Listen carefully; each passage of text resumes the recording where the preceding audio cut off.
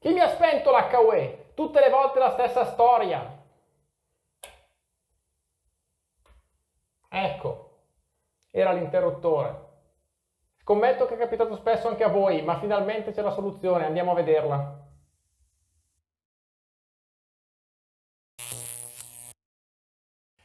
Scommetto che almeno una volta, se usate le luci di Philips Hue, è successo anche a voi. Qualcuno inaccuratamente ha spento l'interruttore classico che alimentava la vostra lampadina o le vostre lampadine, siete entrati in una stanza aspettando che la luce si accendesse automaticamente, oppure avete cercato di accendere la luce dall'app o ancora avete cercato di usare un comando vocale per accendere la luce e la luce non si è accesa, perché ovviamente la lampadina non era più alimentata. È davvero molto frustrante tutte le volte che succede, ma finalmente tengo nella mia mano la soluzione ed è l'Wall Switch di Philips Hue. Andiamo a vedere cosa fa. Come dice il nome, Wall Switch è un accessorio di Philips Hue fatto da Philips stessa, che vi faccio anche vedere da vicino così capite più o meno come è fatto. A prima vista il Wall Switch di Philips Hue non è molto diverso da uno dei classici attuatori Zigbee o Z-Wave che vanno nei frutti elettrici. La differenza principale sono le dimensioni, che sono più o meno simili come altezza e larghezza, ma sono molto inferiori come spessore. Lo spessore è circa 1 centimetro, quindi occuperà molto meno spazio. Altra differenza è che ci sono solo 2 contatti, eccoli qua, contatto numero 1 e contatto numero 2 rispetto ai numerosi contatti che troviamo solitamente sugli attuatori. C'è poi un tasto di reset e nient'altro, quindi un oggetto molto semplice e molto compatto. A cosa serve dunque questo wall switch? Beh, non è un vero e proprio attuatore, serve a fare una cosa sola ma cruciale, come abbiamo visto nella mia scenetta. Serve a fare in modo che un interruttore classico o un pulsante classico, quindi non connessi né niente, non alimentino o disalimentino una luce, bensì diano un input al sistema Philips Hue per accenderla, spegnerla o fare altre cose che poi vedremo. Quindi, utilizzando questo apparecchio e cablandolo nel modo che adesso andiamo a vedere, non si interviene più sull'alimentazione di una lampadina. Come vi ho fatto vedere, ha 2 contatti. Beh, in realtà questi contatti non sono 2, sono 4, sono 2 doppi contatti, cioè hanno 2 pin internamente. Questo perché ogni wall switch può gestire 2 pulsanti o interruttori. Ma se ha solo 2 contatti per ognuno dei 2 pulsanti o interruttori, mi chiederete voi come farà a essere alimentato? Ebbene, questo dispositivo non viene alimentato dalla rete elettrica, viene alimentato da una batteria interna. Ora la reazione di tutti è, ma se lo sto mettendo in una scatoletta elettrica, dove per forza di cose c'è la 220 volt, perché cavolo devo fare affidamento a una batteria che poi andrà cambiata? Francamente non ho risposta a questa domanda. Un'ipotesi è che in Philips volessero rendere semplice al massimo l'installazione, anche se comunque parliamo di persone che sono in grado di mettere in modo sicuro le mani in una scatola elettrica. L'altra ipotesi è che avessero pronta un'elettronica a basso voltaggio alimentabile a batteria similmente a quella che usano nei loro telecomandini, quindi non volessero svilupparne una diversa. In ogni caso, questo è l'oggetto, ha i suoi pregi e i suoi difetti, come quasi tutti. Come vi accennavo, ogni wall switch gestisce 2 pulsanti o 2 interruttori, trasformando nell'input, quindi l'accensione o spegnimento di un interruttore o la pressione di un pulsante, in un segnale e quindi in un comando per Philips Hue. La connessione dei pulsanti o interruttori al Philips Wall Switch avviene tramite questi 2 doppi cavi, che sono praticamente l'unico accessorio che troverete nella confezione, oltre a 2 morsetti. Questi 2 cavetti hanno una testina a 2 pin femmina e inserendola in uno dei 2 ingressi, dove ci sono i pin sul wall switch, ad esempio così, fa in modo di poter collegare quell'ingresso ai 2 poli di un pulsante o di un interruttore. Detto così sembra molto semplice e in effetti lo è. Senza ulteriore indugio ma con molta eccitazione vi porto a installare il primo di questi wall switch in casa mia, in particolare nel bagno del piano terra, che è quello dove più spesso vanno anche gli ospiti, che sono tipicamente le persone che, giustamente abituate a casa loro come riflesso incondizionato a entrare in una stanza e cercare l'interruttore, più spesso mi disalimentano la Philips Hue che illumina il bagno. Anche se, devo dire, la maggior parte dei miei amici ormai mi conoscono, gli ho rotto le balle talmente tanto che non lo fanno più. Passiamo al montaggio, ma prima vi ricordo come sempre di iscrivervi al mio canale. Come vedete cerco di avere il prima possibile i prodotti che so che possono interessare alla community di cui facciamo parte. E il riscontro migliore che posso avere sono i vostri commenti e le vostre iscrizioni, quindi mi raccomando iscrizione e campanella. Ne approfitto per ringraziare l'amico Daniele che mi ha concesso il suo Philips Hue Wall Switch, perché i miei in realtà non sono ancora arrivati. Bene, bando alle ciance, montaggio. Bene, scusate il primo piano, ma qua c'è davvero poco spazio per riprendere. Questa è la scatoletta dove andrò a intervenire. Come vedete c'è un interruttore classico e sopra c'è il telecomandino di Philips che peraltro poi in teoria non sarà più neanche necessario. Adesso apro la scatoletta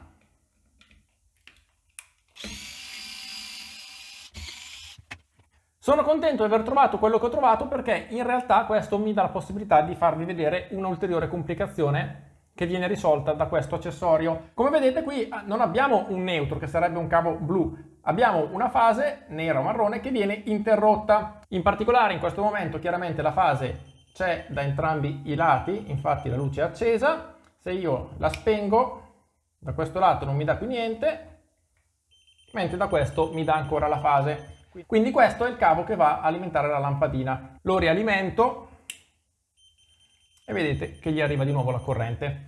Quindi cos'è che devo fare io? Devo innanzitutto staccare questi due cavi dall'interruttore e collegarli in modo che la lampadina sia sempre alimentata. Dopo collegherò uno dei fili doppi che vanno a uno degli input del wall switch ai poli dell'interruttore. In questo modo, quando interverrò sull'interruttore, il wall switch si accorgerà dell'apertura e della chiusura del contatto e utilizzerà questa informazione per generare un input verso il bridge di Philips Hue che lo utilizzerà per dare un comando alla lampadina. Già che ci sono, monto in questo frutto anche un pulsante, collegherò quindi l'interruttore a uno dei due input del wall switch e il pulsante all'altro input del wall switch e vediamo, visto che dovrebbero funzionare entrambi, che differenze ci sono nell'utilizzo. Procediamo. Bene, direi il cablaggio più veloce della storia. Queste sono le due fasi che adesso ho unito, quindi in questo momento la luce di Philips Hue non può più essere disalimentata dall'interruttore. Vedete che qui appunto abbiamo la fase che non può essere più interrotta. E qui abbiamo il nostro frutto che ormai è wireless, nel senso che per assurdo questo interruttore e questo pulsante a breve funzionerebbero anche appoggiati su un tavolo perché non hanno più nessuna connessione con quanto viene dalla scatoletta. Li mettiamo nella scatoletta solo per un motivo ovviamente estetico, è una cosa di cui non avevo ancora accennato, ma soprattutto in Italia tanti vogliono tenere l'aspetto originario delle loro scatolette, del loro impianto elettrico per uniformità estetica ed è comprensibile, quindi non vogliono usare gli accessori di Philips Hue e questo è un altro motivo per cui questo accessorio viene assolutamente buono. Quindi come vi anticipavo ho collegato l'interruttore con due fili a uno degli ingressi, eccolo qua, del wall switch e poi ho montato un pulsante classico e anche lui con due fili l'ho collegato all'altro ingresso del wall switch. A questo punto non mi resta che mettere il wall switch nella scatoletta. Come vedete occupa davvero poco spazio.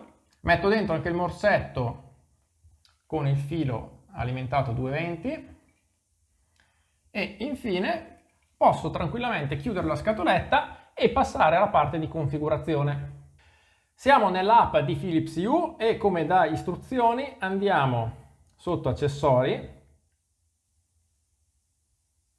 e facciamo aggiungi accessorio. A questo punto cerchiamo Hue Wall Switch Module.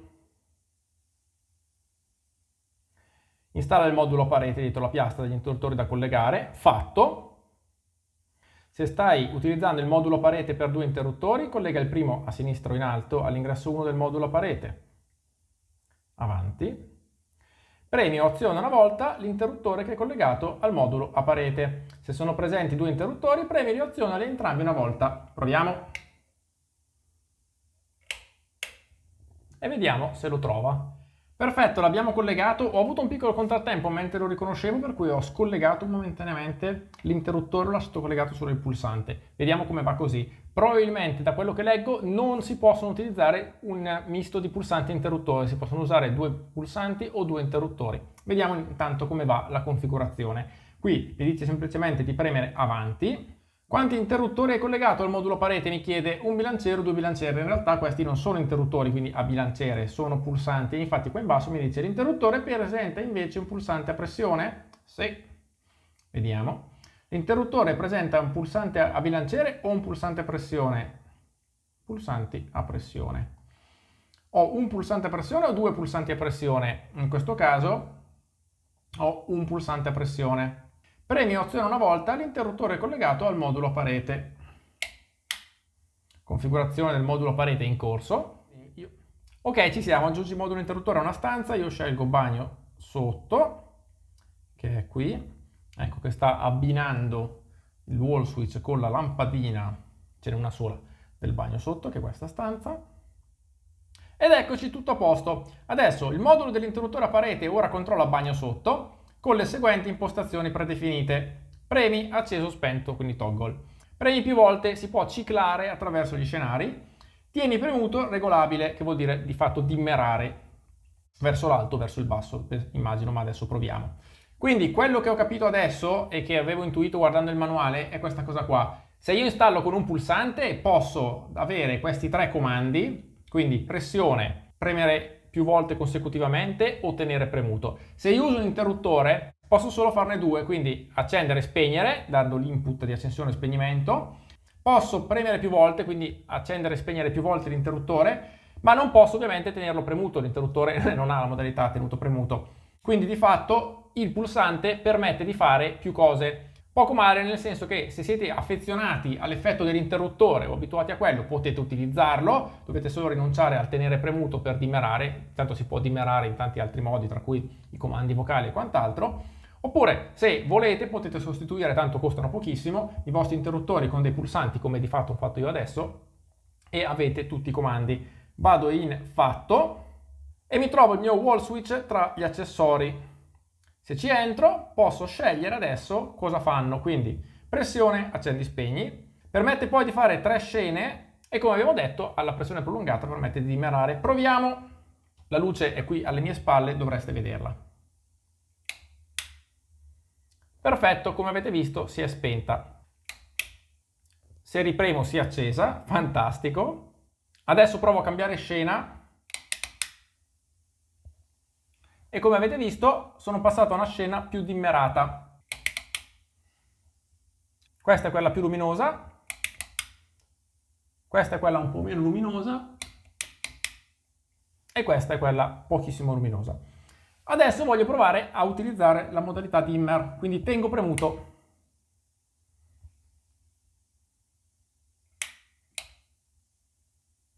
Sto tenendo premuto e la luminosità alle mie spalle sta aumentando. Fantastico! Provo anche a dimmerare verso il basso. E vedete che sta diminuendo.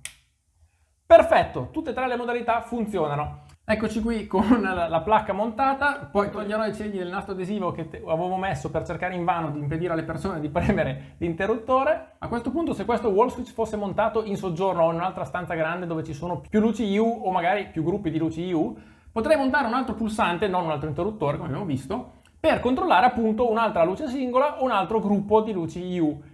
Un dubbio che mi è venuto riguardo lo U-Wall Switch è, nel classico impianto all'italiana spesso ci sono più pulsanti, 2 o a volte anche 3, o interruttori deviatori messi in diverse scatolette che controllano la stessa luce da diversi posti. Ora, siccome questa situazione è frequente, dovrò comprare in quel caso più di uno wall switch, uno per ogni pulsante o interruttore deviatore, oppure potrò utilizzare lo stesso wall switch per integrare in Philips Hue almeno 2 pulsanti o 2 interruttori per controllare la stessa luce?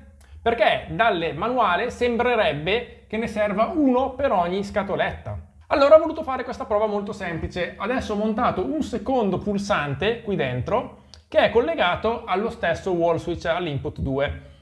Naturalmente questo pulsante potrebbe essere in un'altra scatoletta e semplicemente i suoi fili arrivano in questa per controllare, che ne so, lo stesso relè, oppure potrebbe essere un interruttore, se questo fosse un interruttore, per fare il classico impianto con la deviata. Quello che ho scoperto è, resettando il mio wall switch e dicendogli che avevo collegato allo stesso 2 pulsanti, non più uno, qui siamo di nuovo nell'app di Philips Hue, vedete che adesso mi fa vedere 2 pulsanti, ho scoperto che molto semplicemente posso selezionare la stessa stanza, vedete qui c'è bagno sotto, se vado su pulsante 2 c'è sempre bagno sotto. Quindi all'atto pratico questi pulsanti fanno adesso la stessa cosa, ossia incidono sulla stessa luce e vedete che se premo questo pulsante si spegne la luce, se premo quest'altro pulsante si riaccende la luce. Quindi 2 pulsanti o 2 interruttori anche in scatolette diverse possono essere collegate allo stesso wall switch per controllare la stessa luce. Ovviamente se iniziano a essere 3 è necessario comprare un altro wall switch, quello non ci si scappa.